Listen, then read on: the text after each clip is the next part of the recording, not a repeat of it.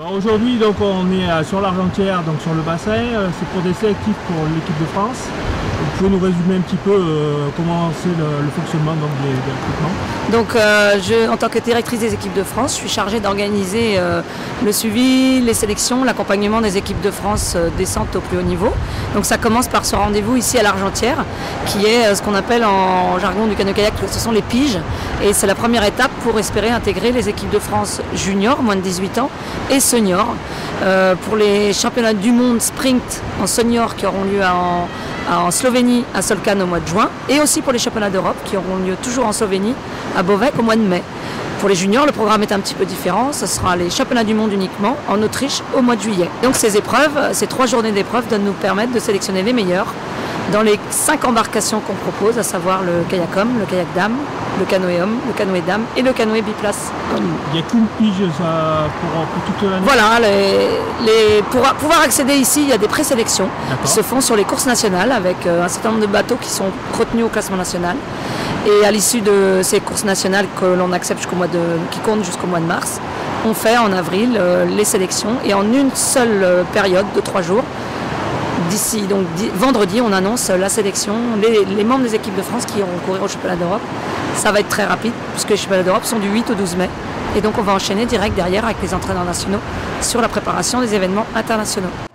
La France, elle en est où au niveau du GOTA mondial en descente? La France, on a la pression parce qu'on est la meilleure nation, la même nation leader en descente depuis de longues années, avec des résultats assez historiques l'an passé au championnat du monde qui ont eu lieu en France. Donc ça explique aussi, je dirais, la facilité des Français à avoir gagné beaucoup de médailles. Ils connaissaient bien la rivière.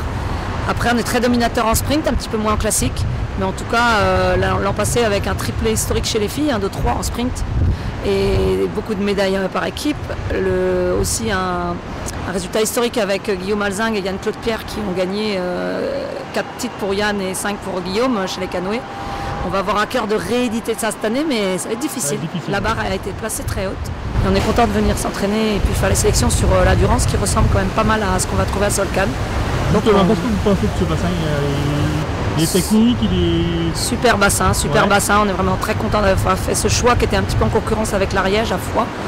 Et voilà, il ressemble à Solkan. Le sprint est très technique, il est engagé. Il paraît facile, mais la bonne trace est difficile à tenir. Et la classique, c'est un beau parcours, quel que soit l'endroit qu'on choisit sur la Durance. On sait que c'est un beau parcours avec de l'eau dure.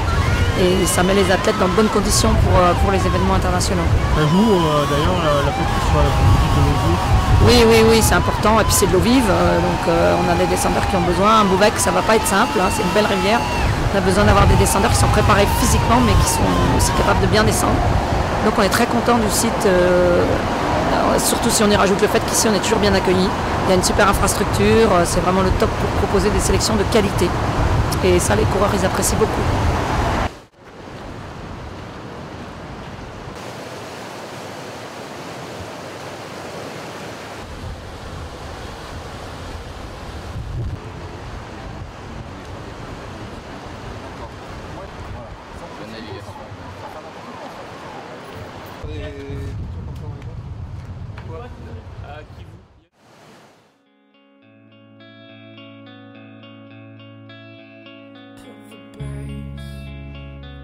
Concrete way, show your face in a thinkable way. Get to the concept step by step. Canalize the vibe by staring in your mind at tangles coming. Blow your mind and place your steps in. And you'll find it again.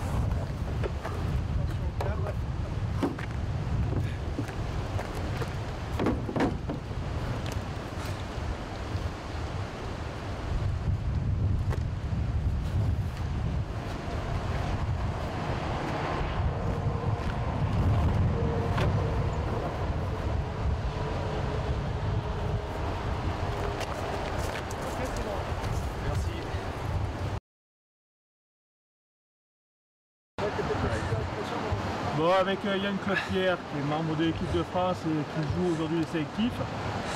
Bon, il a fait 3 maintenant et puis 1 hier. Petite réaction l'après-course.